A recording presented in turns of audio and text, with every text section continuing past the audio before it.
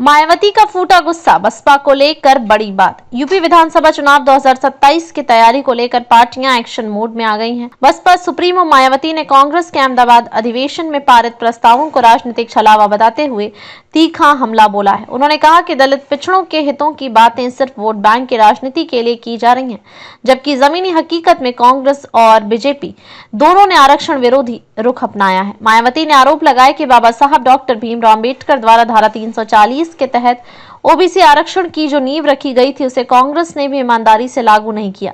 मजबूरन अम्बेडकर को कानून मंत्री पद से इस्तीफा देना पड़ा। मायावती ने आगे कहा कि ओबीसी आरक्षण को लागू कराने में बसपा की निर्णायक भूमिका रही, जबकि बीजेपी, कांग्रेस और सपा जैसी पार्टियां हमेशा जातिवादी और बहुजन विरोधी सोच से काम करती रही हैं। मायावती ने सुप्रीम कोर्ट द्वारा राज्यपालों की मनमानी पर लगाम लगाने वाले हालिया फैसले का स्वागत करते हुए कहा कि इससे संविधान की गरिमा, लोकतंत्र और बाबा साहब के मानवतावादी विचारों को बल मिलेगा। उत्तर प्रदेश के फतेहपुर में दलित और ठाकुर समुदाय के लोगों की हत्या पर भी उन्होंने चिंता जताते हुए कानून व्यवस्था सुधारने की मांग की। मायावती ने एक्स पर पोस्ट कर लिखा, सुप्रीम कोर्ट द्वारा राज्यपालों की मनमानी और राजभवनों के राजनीतिक देशपूर्ण भूमिका पर अंकुश लगाने वाले कल दिए गए चर्चित फैसले का स्वागत।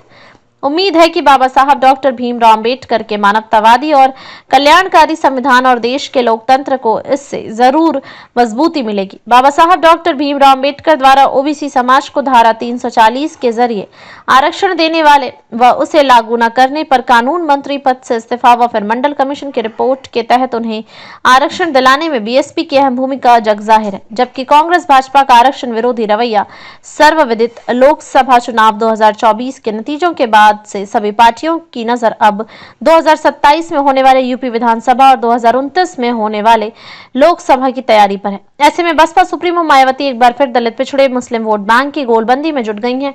उनके हालिया तेवर और कांग्रेस पर बढ़ते हमले 2027 की यूपी विधानसभा चुनाव की दिशा में बहुजन राजनीति के पुनरुत्थान की तैयारी के संकेत दे रहे हैं।